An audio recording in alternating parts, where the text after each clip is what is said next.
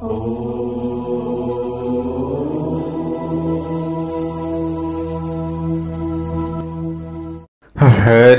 ओम स्वस्ति श्री गणेशाय नमः। ओम नमो भगवते वासुदेवाय।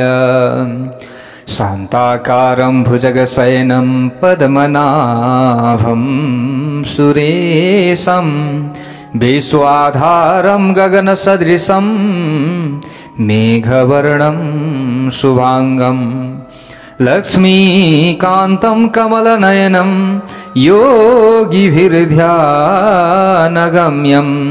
वन्दे विष्णुं भवभयहरं सर्वलोकैकनाथं। चतुर्मास भागवत कथा श्रीमद् भागवत महापुराण श्रवण गर्दै आइराखेका छौं। तपाईं हामी यसरी श्रवण गर्दै आउँदा आजको नयाँ भाग 104 भागमा तपाईं हामी उपस्थित भइसकेका छौं। हो प्यारा भक्त भागवतहरू, 104 भागसम्म हामी आइरहँदा यहाँनिर जुन नृगोपाख्यानमा हामी आइपुगेका छौं। यो अत्यन्त महत्त्वपूर्ण चतुर्मास व्रतको पावन समयमा श्रीमद् भागवत महापुराण श्रवण गर्न हामीले पाइरहेका छौं।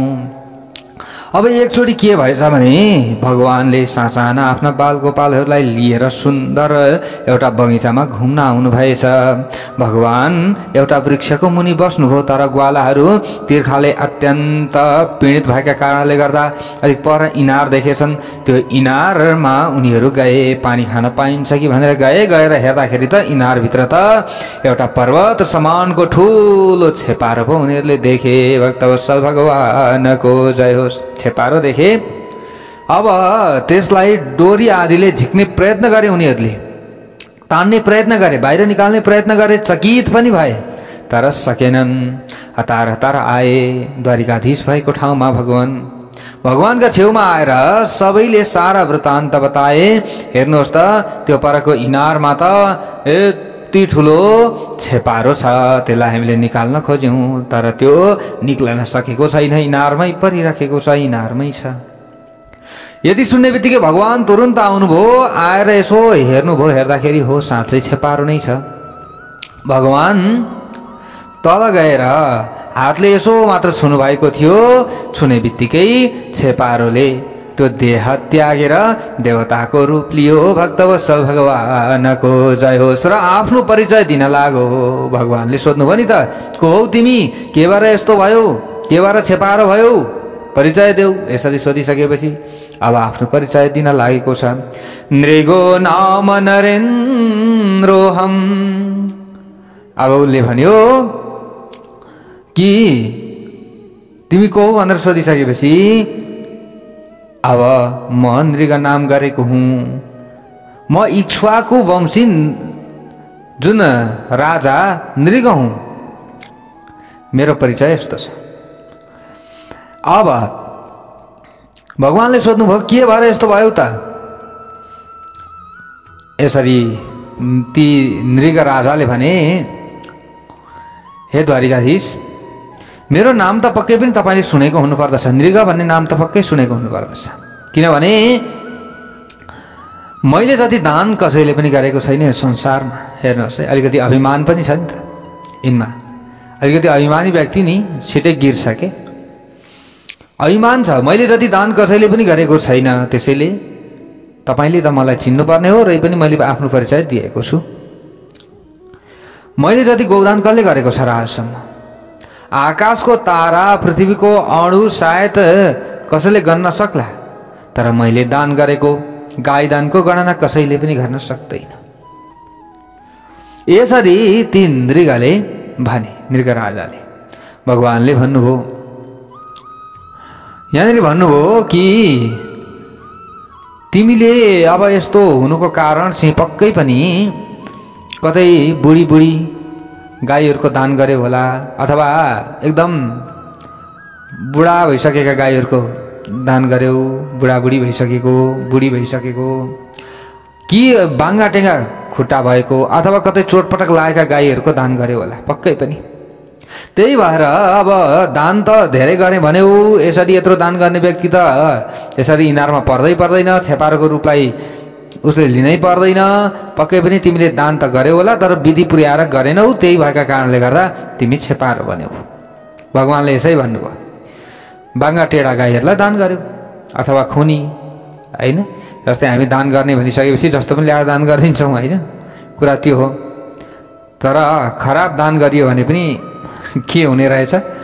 अब यस्तो हुने रहेछ त, हामीले अब यो कथाबाट यही कुरा सिक्ने हो।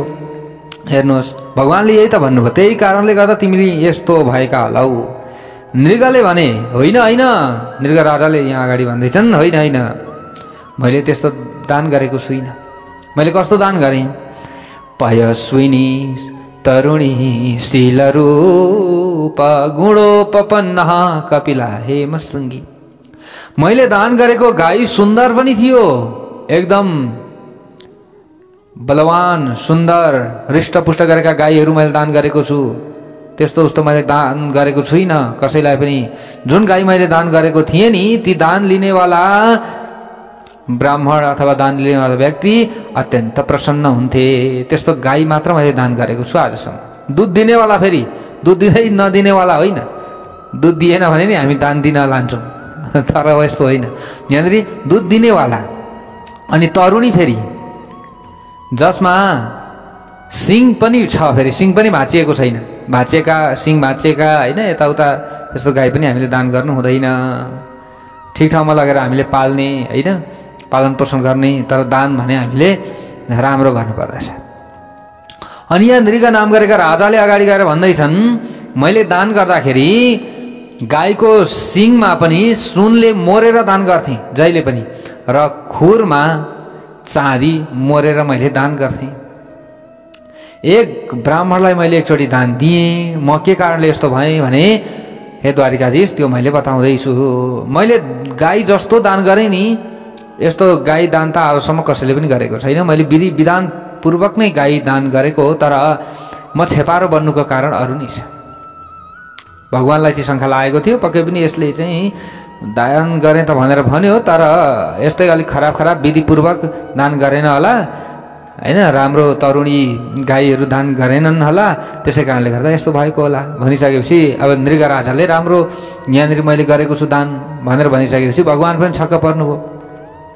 ल अब यस्तो राम्रो राम्रो गाई दान गरेका रहेछौ, विधि विधान पुर्याएर दान गरेका रहेछौ, त अब के भएर यस्तो भएछ भन्दा अब यहाँ नृग नाम गरेका राजाले अगाडि बताउँछन्, एक ब्राह्मणलाई मैले दान गरेको थिएँ, राम्री गाई दान मैले दान गरेँ। ब्राह्मणको घरदेखि गाई भागेर आएछ। दान गरेँ तर त्यो दान गरेको गाई चाहिँ भागेर आएछ र मेरै गाईको बथानमा मिसिएछ। जहाँ मैले गाई पालेको थिएँ नि, त्यही बथानमा आएर मिसिएछ। अब त मलाई थाहा भएन। अब दान गर्ने क्रममा त्यो गाई फेरि मैले अर्को ब्राह्मणलाई दान गरेछु, त्यो थाहै भएन मलाई। ब्राह्मणले त्यो गाई चराउँदै चराउँदै लागे। अब मैले अर्को ब्राह्मणलाई दान गरेँ, ती दान गर्ने ब्राह्मणले गाई चराउँदै लाँदै थिए। लाँदा लाँदै पहिलेका ब्राह्मणले भेटे त्यो गाई र चिने, फेरि आफ्नो गाई चिनेर मागेछन्। दुवैमा झगडा भयो त्यो समयमा।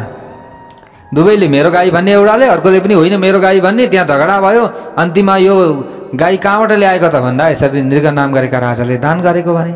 फेरि अर्का ब्राह्मणले पनि भन्छन्, मलाई पनि नृग नाम गरेका राजाले दान गरेको भन्छन्। हेर्नुहोस् है, यहाँ दुवैको यहाँ झगडा भयो। अब समस्याको समाधान भएन। निर्णय गर्नका लागि अब राजा नै आउनु पर्यो। यहाँ नृग नाम गरेका राजाले भन्दैछन्, अन्तिममा निर्णय गर्नका लागि म भएको ठाउँमा उनीहरूले गाई लिएर आए। उनीहरू आएर मैले निर्णय गर्न पाइनँ। त्यो समयमा म आफै झुकिएँ, के हो यो।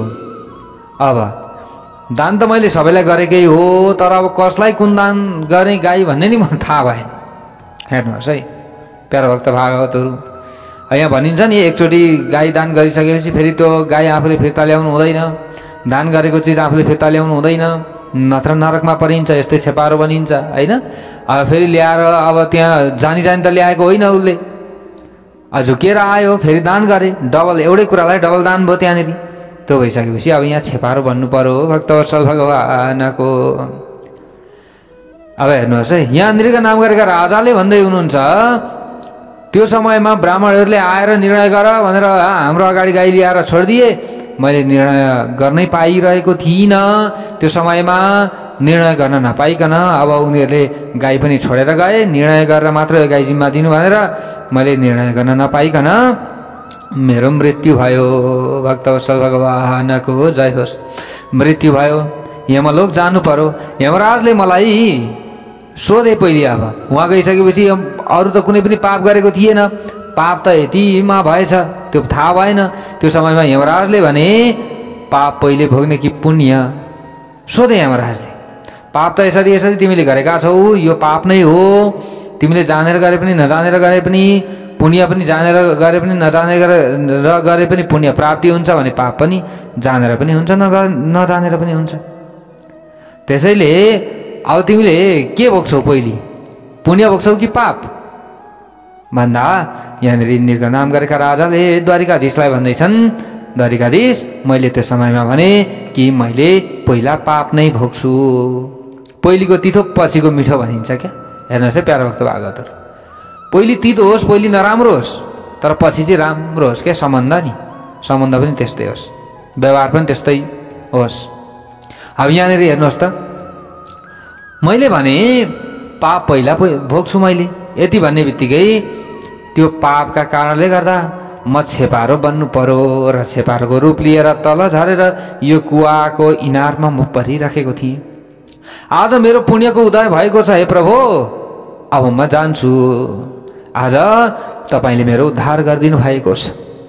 तपाईँले मेरो स्पर्श गर्ने बित्तिकै मेरो सारा पापहरू नाश भएर गयो। ल हेर्नुहोस् है प्यारो भक्त भागवतहरू, भगवानको स्पर्शबाट मात्र पनि सारा पापहरू नाश भएर जान्छ। त भगवानको नाम हामीले जप्दा हाम्रो पाप नाश हुँदैन त? हामीले त बारम्बार यी कथाहरू सुन्दै आइराखेका छौँ। हेर्नुहोस् है, भगवानको नाम नै काफी छ हाम्रा लागि। अब नृग नाम गरेका राजाले द्वारिकाधीशलाई यी सबै कुराहरू यति स्त्री बताए। सबै सुरुदेखि म के भएर यस्तो भएँ सबै कुरा बताइसकेपछि अब अन्तिममा बिदा मागेर हे द्वारिकाधीश अब म देवलोकतर्फ लागेँ, म गएँ त भनेर बिदा मागेर नृग नाम गरेका राजा लागे। अब भगवानले आफ्ना ग्वालाहरूलाई सम्झाउन लाग्नुभयो। त्यो समयमा प्यारो भक्त भागवतहरू निकै बुझ्नुपर्ने कुरा आयो। अब नि नृग राजाको यो अवस्था देखिसकेपछि भगवानले आफ्ना ग्वालाहरूलाई, सम्पूर्ण द्वारिकावासीहरूलाई एकट्ठा बनाउनु भयो, एक ठाउँमा भेला पार्नुभयो र उहाँले सबैलाई भन्नुभयो, सबैलाई दिव्य उपदेश दिनुभएको छ। यो उपदेश हामीले पनि ग्रहण गर्नुपर्दछ। भगवानले सम्झाउनु भयो, भन्नुभयो, नाहम हलाहलम मन्ये विषम यस्य प्रतिक्रिया ब्रह्मस्वं हि विषम प्रोक्तम नास्य प्रतिविधिर्भुवि। हेर द्वारिकावासीहरू सुन, सबैले ब्राह्मण अथवा सन्तको अपमान अन्जानमा पनि गरियो भने पनि यो खतरा हुन्छ। अपमान मात्रै पनि खतरा हुन्छ, त्यति मात्रै होइन, ब्राह्मणको धन विष भन्दा पनि ज्यादा खतरनाक हुन्छ। विष त बरु पचाउन सकिएला, तर ब्राह्मणको धन पचाउन सकिँदैन। विष जसले खान्छ, विष त जसले खान्छ त्यो खानेवाला व्यक्ति मात्र मर्दछ। हेर्नुहोस् है, यहाँ त्यही बताइएको छ, ब्रह्म स्वयं हि विषम प्रोक्तम नास्य प्रतिविधिर्भुवि। होइन, जसले खान्छ विष ऊ मात्र मर्छ, तर ब्राह्मणको धन लानेवालाको सारा कुटुम्ब नै नष्ट हुन्छन्। बिस्तार बिस्तार गरेर उसको वंश नै सखाप भएर जान्छ। सखाप मात्रै भएर हुन्थ्यो नि, भए पनि त हुन्थ्यो नि त, फेरि सबै सखाप कुल वंश नै नरकमा गएर उनीहरूले कष्ट भोग्नु पर्दछ। भक्तवत्सल भगवानको जय होस्। कहीँ आगोको ज्वालामा पर्छ, त्यसलाई म बचाउन सक्दछु, भगवानले यहाँ भन्दै हुनुहुन्छ। स्वयं भगवानले भन्दै हुनुहुन्छ है, भगवान श्रीकृष्णले। हामी भगवान श्रीकृष्णको नाम जपेर पार तर्न खोज्दछौँ, तर भगवानले नि यहाँ के भन्नुभयो भने कोही आगोको ज्वालामा पर्छ भने त्यसलाई म बचाउन सक्दछु। होइन, कालकूट विषबाट पनि म बचाउन सक्दछु, तर ब्राह्मणको धन लिनेवालालाई म कहिल्यै पनि बचाउन सक्दिनँ। भक्तवत्सल भगवानको जो ब्राह्मण विरोधी छ त्यो मेरो पनि विरोधी हो। अन्यथा अन्यथा मे सदण्ड भाग, मेरो ब्राह्मण सेवाको जसले उल्लङ्घन गर्छ त्यो मेरो दण्डनीय हुन्छ। हे द्वारिकावासीहरू सबैले सुन। यसरी यदुवंशी बालकलाई सबैलाई त्यहाँनिर यदुवंशीहरूलाई भगवानले सम्झाउनु भयो सबै कुरा। यहाँ हो प्रत्यक्ष प्रमाण देख्यो होला नि। यी नृग नाम गरेका राजाले के भने, उनले सही कुरा भने। त्यति मात्र होइन कि म स्वयं पनि माफ गर्न सक्दिनँ। भगवान श्रीकृष्णले यसरी भन्नुभएको छ। भक्तवत्सल भगवानको जय होस्। ब्रह्म कर्म गर्ने व्यक्ति, फेरि हेर्नुहोस् यहाँ जोसुकै ब्राह्मण त हुँदैन होइन, ब्रह्म कर्म गर्नु पर्यो। अब यसरी भगवानले सबैलाई ज्ञान दिनुभएको छ, सबैलाई अर्थ दिनुभयो, सबैलाई उपदेश दिनुभएको छ।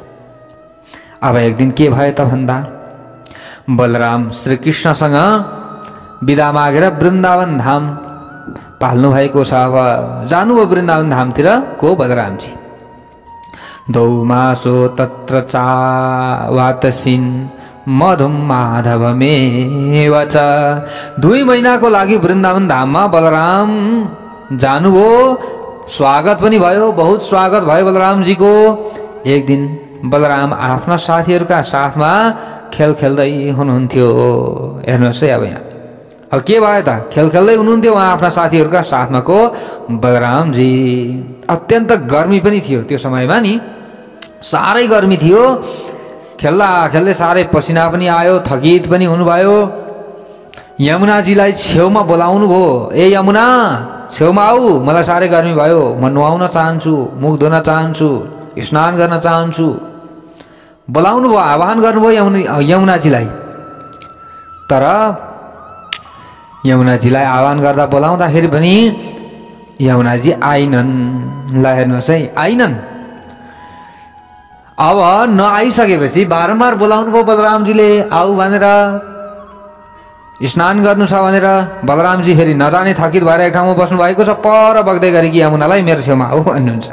ल हेर्नुहोस् है, नआइसकेपछि अब बलरामजीलाई अत्यन्त क्रोध आयो। आज म यमुनालाई दण्ड दिन्छु भनेर, ए यमुने तेरो अस्तित्व मेटाइदिन्छु भनेर हलो पृथ्वीमा गाड्नुभयो। हेर्नुहोस् है प्यारो भक्त भागवतहरू, पृथ्वीमा ड्याममा हलो गाड्नुभयो र यमुनालाई तान्नुभयो। भक्तवत्सल भगवानको यमुना नदीलाई तान्नुभयो, यानि कि यमुना नदीमा हलो गाड्नुभयो र सर तानेपछि त यमुना नदी आउनु पर्यो कि परेन। ल हेर्नुहोस्, एउटा कुलेश्वर जस्तो पनि भयो होइन, फुत्तै यता तान्नुभयो के सर। अब बलरामजीको त्यो हलोको शक्ति अब कति छ फेरि होइन। अब सम्म भएको ठाउँलाई पनि तान्यो भने पहाड बनाइदिनुहुन्छ, अनि पहाड बनाइसकेपछि त उता जाने कुरै भएन यमुना नदी। फर्किनु पर्यो कि परेन, यता जता गोरेटो छ त्यतै। यमुनाजी दिव्य रूपमा प्रकट हुनुभयो र चरणमा पर्नुभयो। आज म पृथ्वीमा हलो गाडेर तानेर अस्तित्व मेटाइदिन्छु, मुनि मुनि म भसाइदिन्छु भनेर तानिसकेपछि तुरुन्त यमुनाजी प्रकट हुनुभयो। राम राम महाबाहो नजाने तब विक्रमम यसैकांशेन विधृता जगती जगतः पते। दाउजीको क्रोध शान्त भयो, प्रकट भएर यसरी स्तुति गर्ने बित्तिकै, हे राम, हे बलरामजी, तपाईको यो पराक्रमलाई मैले बुझ्न सकिनँ। बुझ्न सकिनँ, जान्न सकिनँ, मैले अटेरी गरेँ। आज हजुरले मलाई तान्नु भएको छ, ठिक छ म आउनेछु। अब आउनु पर्यो यमुनाजी बलरामजी भएको ठाउँमा चरणमा परेर। हेर्नुहोस् है, सुखदेवजी भन्नुहुन्छ अगाडि गएर राजा परीक्षितलाई, त्यही भएर त वृन्दावनमा यमुनाजी टेढा मेढा हुनुहुन्छ। वृन्दावनमा नि यमुनाजी यस्तो टेढो मेढो नि हुनुहुन्छ। ल सुखदेवजीले त्यही भन्नुभएको छ। हजुरहरू पनि वृन्दावन पुग्नु भएको छ भने पक्कै पनि देख्नु भएको होला। अब यहाँ हेर्नुहोस् प्यारो भक्त भागवतहरू, अब बलरामजी द्वारिकाबाट हिँड्ने उहाँले अठोट गर्नुभयो, द्वारिकामा जानुभएको थियो। प्यारो भक्त भागवतहरू, बलरामजी कहाँ जानुभएको थियो? वृन्दावनमा। अब हेर्नुहोस् है प्यारो भक्त भागवतहरू, बलरामजी द्वारिकाबाट वृन्दावनमा आउनु भएको छ नि त अहिले त। अनि यता द्वारिकाबाट बलरामजी हिँड्ने बित्तिकै अब चाहिँ बलराम हिँडे अरे भन्ने बित्तिकै त अब उता द्वारिकामा त आक्रमण गर्ने योजना अरूहरूले बनाइहाले। हेर्नुहोस् है, त्यो समयमा भगवान मात्र हुनुहुन्थ्यो हैन। अब दुईजना बलशाली हुँदा कसैले पनि आँखा उठाउन सकेका थिएनन्। बलरामजी हिँड्ने बित्तिकै अब त्यहाँनिर एक पौण्ड्रक नाम गरेको राजा थियो। त्यो समयमा हेर्नुहोस् है प्यारो भक्त भागवतहरू, जो स्वयं आफूलाई भगवान ठानेर भगवानको फोटो कपी गर्दथ्यो। ठ्याक्कै नि मै हुँ भगवान भन्थ्यो क्या उसले, हेर्नुहोस्। र कृष्ण म नै हुँ भन्थ्यो कि कसले? त्यो पौण्ड्रकले नि कृष्ण म नै हुँ। अब कृष्णले जस्तै बाँसुरी भिर्न थाल्यो, कृष्णले जस्तै मोर मुकुट लाउन थाल्यो, हेर्नु है भगवान श्री कृष्ण जस्तै बन्न थाल्यो। म नै नारायण हुँ भन्थ्यो पौण्ड्रकले। म नै नारायण हुँ भनेर उसले प्रचार प्रसार गराउन थाल्यो। ल हेर्नुहोस्, राम्रो कुरा कसैले भनेको छ भने नि त्यहाँनिर टेढामेढा गरेर अनेक थरी गरेर अरूले पनि बङ्ग्याइदिन्छन् नि। त्यस्तै यो पौण्ड्रक, आज पनि पौण्ड्रकको कमी छैन नि। फेरि धेरैजना पौण्ड्रक बनिसकेका छन्। ल हेर्नुहोस्, म यस्तो गर्छु भनेर कसैले भनिदिन्छ, त्यो उसले गर्नुभन्दा अगाडि नि ल अब यसले पो यस्तो गर्ने रहेछ भनेर आफै थालिहाल्छन्। फेरि हेर्नुहोस् है, यस्ता पौण्ड्रकका धेरै सङ्ख्याहरू बढिराखेका छन् अहिले पृथ्वीमा नि। अब हेर्नुहोस्, अब पौण्ड्रकले म नै हुँ नारायण, म नै हुँ कृष्ण भनेर उसले प्रचार प्रसार गर्न थाल्यो। सबै जनता झुकिए, सबैले पौण्ड्रकको आरती गर्न लागे त्यो समयमा। हेर्नुहोस् है, काशी राजाले पनि पौण्ड्रकलाई भने कृष्णलाई धम्की पत्र पठाऊ, किनभने म हुँ कृष्ण भन। यसरी काशीराजले पौण्ड्रकलाई अब उकासे नि त। हेर्नुहोस् है, शङ्ख र मूर्ख नि अर्काले फुक्ता मात्र बज्छ क्या। जस्तै मूर्खलाई पनि अलिक खचाखुचु कसैले कानमा यसो फुक्थ्यो भने त्यो बजिहाल्छ, शङ्खलाई पनि मजाले फुक्यो भने बजिहाल्छ। हेर्नुहोस् है, शङ्ख र मूर्ख अर्काले फुक्ता मात्र बज्छ भनेको यही। अब पौण्ड्रकले धम्की पत्र दूतलाई दिएर पठायो। दूतले पत्र लगेर भगवान श्रीकृष्णका अगाडि उसले राखिदिए। भगवानको आग्रहले उद्धवले त्यो पत्र खोलेर अब पढ्न लाग्नुभयो। वासुदेवोऽवतीर्णोऽह मेकैव न चापरः भूतानामनुकम्पार्थं त्वं तु मिथ्याभिधां त्यज। त मिथ्या छस्, पत्रमा के लेखेको थियो? त मिथ्या छस्, तेरो भलाइ यसैमा छ कि त द्वारिका छोडेर भागिहाल, म तँलाई छोडिदिन्छु, नत्र मर्छस् त, मेरो फोटोकपी त रहेछस्। उल्टै आफूले चाहिँ फोटोकपी गरेको छ, आफैले धम्काइराखेको छ। फेरि हेर्नुहोस् है प्यारो भक्त भागवतहरू, छोडेर गइहाल है द्वारिका, होइन भने अब तेरो खैरात छैन भनेर उल्टै पत्र लेखेर पठाएको छ। यो पत्र सुन्ने बित्तिकै भगवान एकदम हाँस्नुभयो र दूतलाई म भोलि उसै कहाँ आउँछु, मैले किन छोड्नु पर्यो द्वारिका, बरु म उसैलाई भेट्न आउँछु नि त। अब म जस्तै स्वरूप बनाएको छ हैन, मेरो ध्यान त उसले जतिखेरै गरे होला, किनभने म जस्तै स्वरूप उसले बनाएको छ नि त। पक्कै पनि मेरो उसले कति ध्यान गरेको होला, अथवा मेरो जस्तै रूप बनाउनको लागि उसले कति मेहनत गरेको होला। त्यसैले अब यस्तो भक्तलाई भेट्नको लागि त म आफै जानु पर्दछ। भगवानले यही भन्नुभयो प्यारो भक्त भागवतहरू। र दूतलाई यही खबर लगेर सुनाऊ भनेर भनिदिनु। दूत फर्केर आए र पौण्ड्रकलाई सबै कुरा बताए। काशीराजलाई भने पौण्ड्रकले अब के गर्ने? पौण्ड्रक अब डराए। फेरि भगवान श्रीकृष्ण नै साक्षात आउँदैछन् भने त भरे मेरो पोल खोलिएला, अब के गर्ने? काशीराजलाई पौण्ड्रकले सल्लाह मागे। उसले भने अब भगवान बन्नु छ त केही न केही कष्ट त गर्नु पर्दछ। काशीराजले यही भने, म छु नि किन डराएको, साथमा म छैन किन डराएको भने? म हुँदाहुँदै डराइराख्नु पर्छ?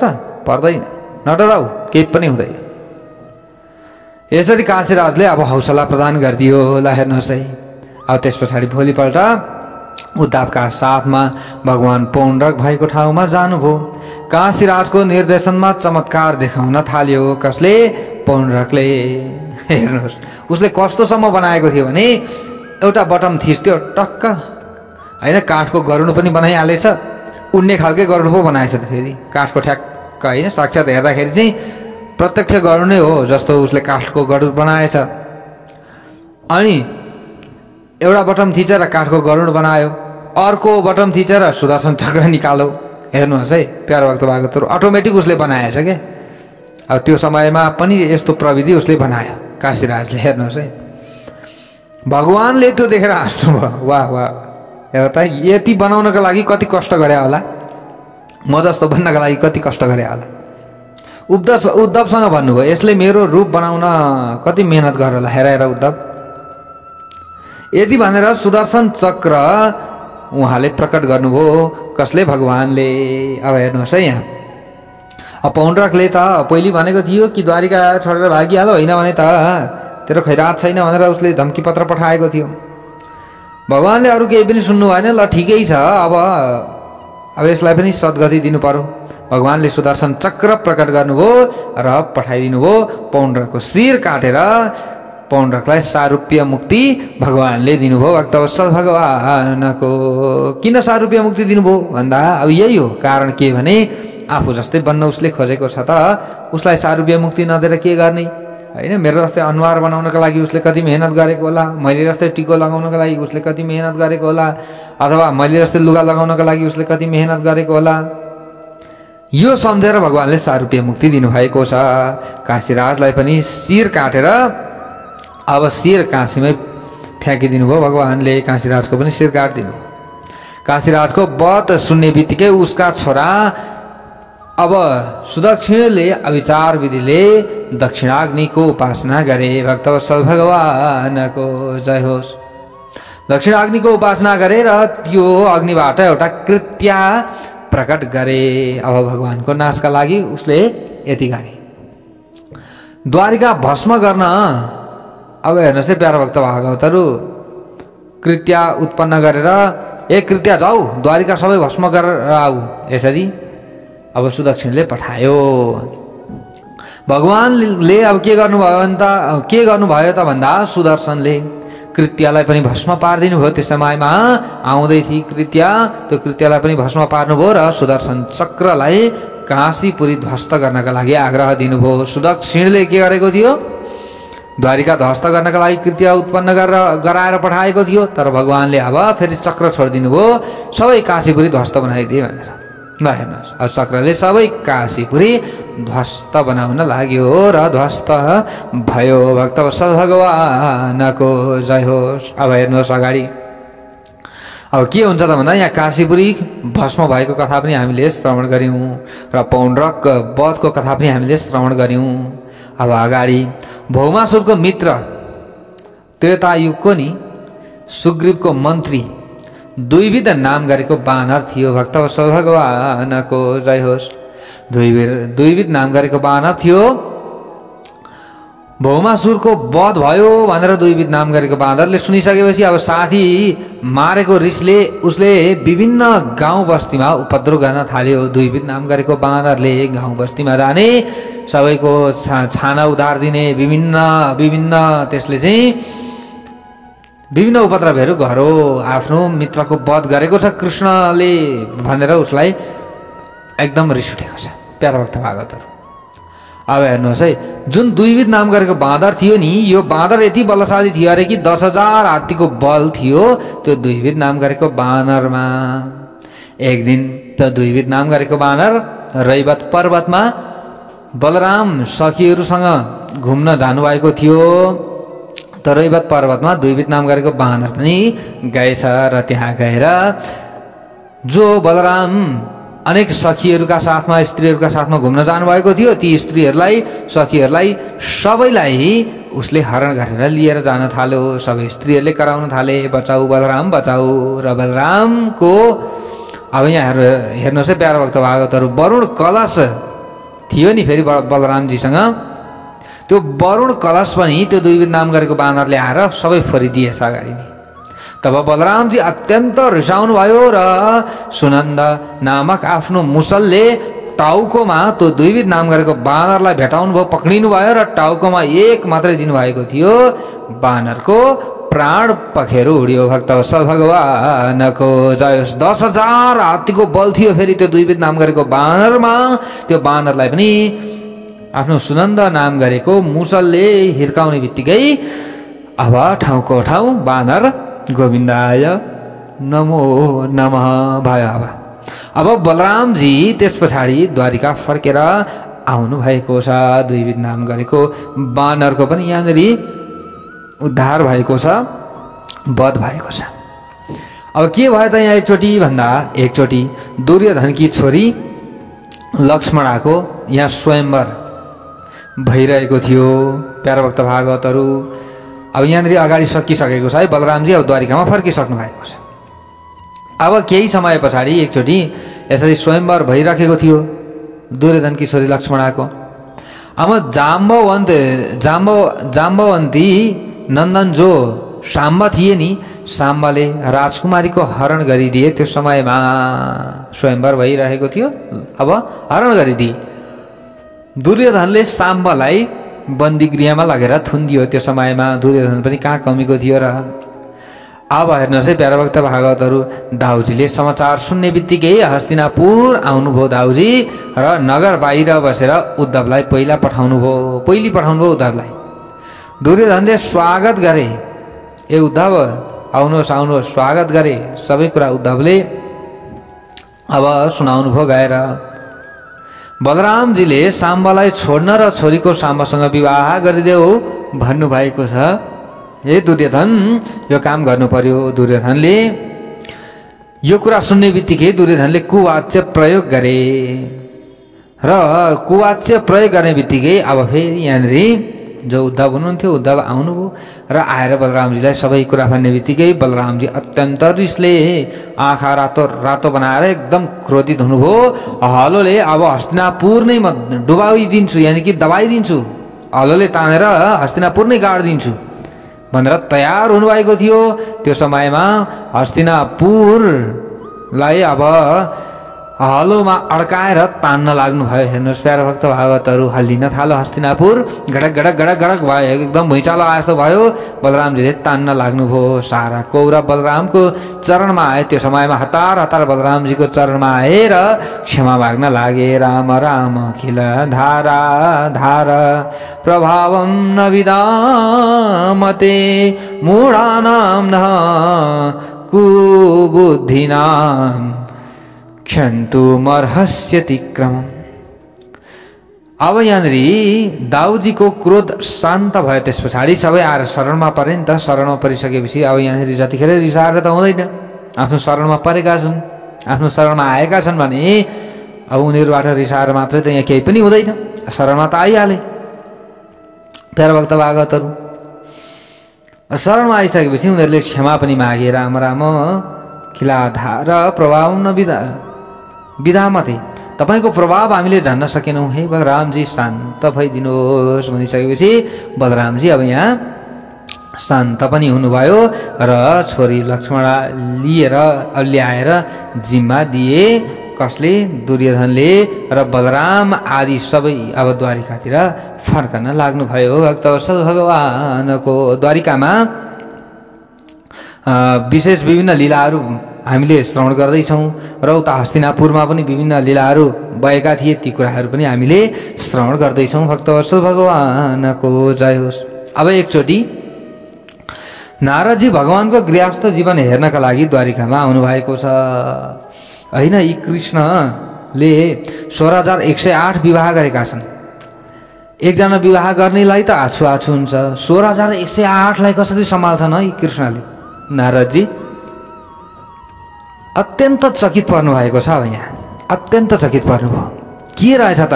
अब कतिको पसिना निक्लेको रहेछ त श्रीकृष्णको, हेर्न जानु पर्यो भनेर नारदजी आउनुभयो। द्वारिकामा हेर्नका लागि आउनुभयो। तर अब त्यहाँ आएर दृश्य कस्तो देख्नुहुन्छ त?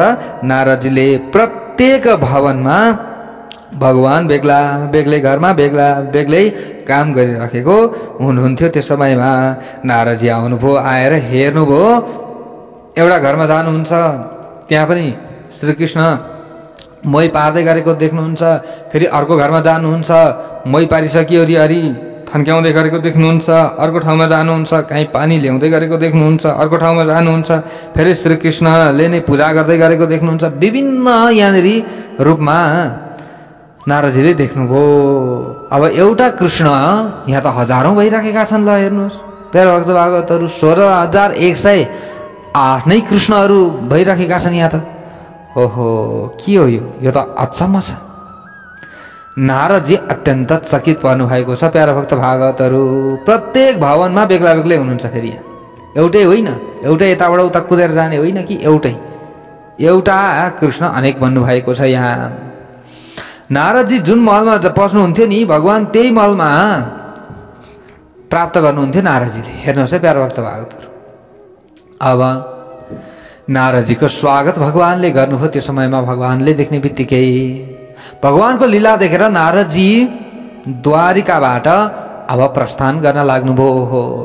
म त श्रीकृष्णलाई एकदम पसिना पसिना निक्लिएको होला, एकदम तनाव होला, टेन्सनमा हुनुहुन्छ होला भन्दै आएको त यहाँ त सबै रमाइराखेका छन्। फेरि एउटा घरमा मात्र कृष्ण होइन, सबै घरमा कृष्णै कृष्ण उहाँले देख्नुभयो गोपिनीहरूका साथमा।